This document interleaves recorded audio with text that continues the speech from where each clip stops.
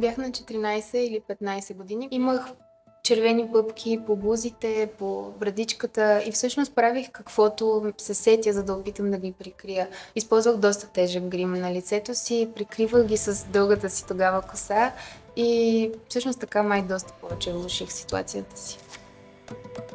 Помня, че тогава акнето диктуваше цялото ми ежедневие. С него съобразявах това кога и дали изобщо да излизам навън, колко да се гримирам и изобщо кога ще правя каквото и да било, защото ако кожата ми беше в по-изострен период, не бях в настроение за нищо. Просто нямах самочувствието да изляза, да говоря. Моята първа среща с акнето, за щастие, беше доста късно, когато вече бях навършила 30 години и забременях.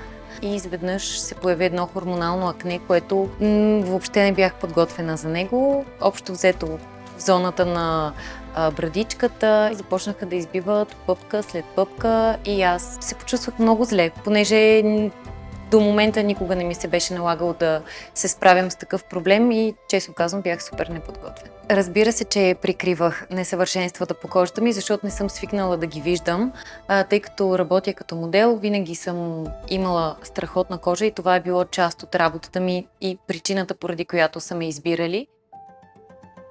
Имах пъпки по абсолютно целия гръб. Беше си ми голям комплекс. Също така съм пращал снимки за кастинг по бански, но вътрешно си знаех, че няма как да ме изберат. Също така съм избягвал да нося светли или бели тениски, защото ако имаш някоя по-възпалена пъпка и при някой случайен натиск може да се разкървави. Чаках без нищо да правя. Не потърсих помощ от дерматолог. Когато преминах пубертета, лицето ми се изчисти и се надявах, че ще се случи същото и с гърба, но нищо не се подобри. Срещнах се с акнето за първи път на 21 годишна възраст.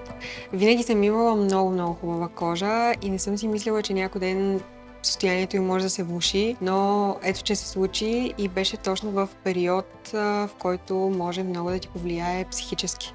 Цялото ми лице беше в акне. Имах много суха кожа, много черни точки и много белези. Всички знаят, че аз в социалните мрежи не съм особен почитател на филтрите, но в онзи период просто нямаше как да не ги използвам. Те ме караха да се чувствам по-добре, особено в платформа, в която се очаква от мен да бъда перфектна. Запознах се с доктор Найденов, основателя на Biotrade, покрай работата си. И всъщност той ме запозна с продуктите от серията Acne Out. Разбрах как да използвам активния лосьон, разбрах защо кислородните молекули в OxyWash работят. Сутрин измивах лицето си с измивна пяна, след което нанасях възстановяващ крем с SPF фактор. Той много ми помогна за заличаването на белезите.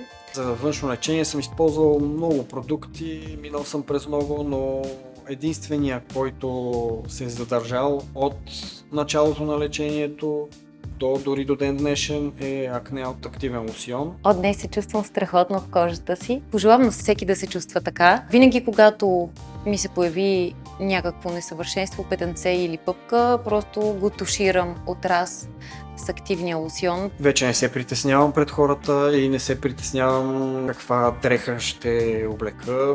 Ето, дори в момента съм с бяло. Днес се чувствам уверена в своята кожа. Ако се обърнете към специалист, той може да изгради конкретна рутина, която работи за вашата кожа и най-вече да ви обясни кое и защо да правите. Защото всеки един от нас има различна кожа, която се нуждае от различна грижа.